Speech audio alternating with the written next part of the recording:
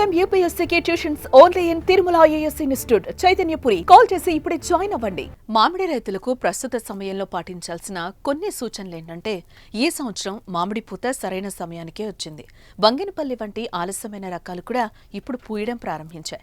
జనవరి కల్లా మొత్తం పూత పూర్తయిపోతుంది. ఈ సమయంలో రైతులు జాగ్రత్త వహించాల్సిన అంశాలను పరిశీలిస్తే, జనవరి 15వ తేదీ నుండి నీటిపారుదల ప్రారంభించి మట్టిలోని తేమ మరియు మట్టి రకాన్ని ఆధారంగా ప్రతి 15 రోజులకొకసారి నీటి తడులను ఇవ్వాల్సి ఉంటుంది. డ్రిప్ ఉన్నవారు కాత కాసే మామిడి తోటలకు జనవరి 15 నుంచి పలుచగా నీటి తడి ఇవ్వాలి.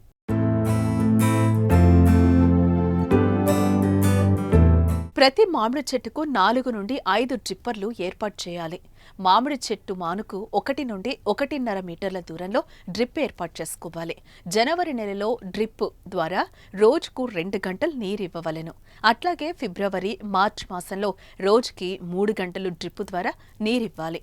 ఏప్రిల్ మాసంలో రోజుకు 2 గంటలు మాత్రమే డ్రిప్ ద్వారా నీరివ్వాలి. ఏప్రిల్ మాసం చివరి రోజుల్లో నీటి తడి ఇవ్వకూడదు.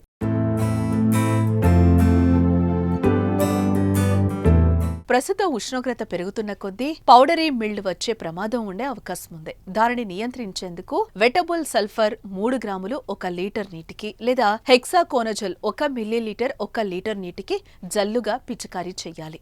ఇదే సమయంలో తేనె మంచు పురుగు బెడద కూడా అధికంగా ఉంటుంది. ఒక పూలగుత్తి 4 కంటే తక్కువ హ్యాపర్లు ఉంటే వేప నూనె 5 మిల్లీలీటర్లు 1 లీటర్ నీటిని కలిపి పిచికారీ చేయాలి. ఒక పూలగుత్తిపై 4 కంటే ఎక్కువ హ్యాపర్లు ఉంటే సేంద్రియ ఉత్పత్తులను చల్లండి లేదా పిచికారీ చేయండి. పూత మరియు పండ్ల రాలుట.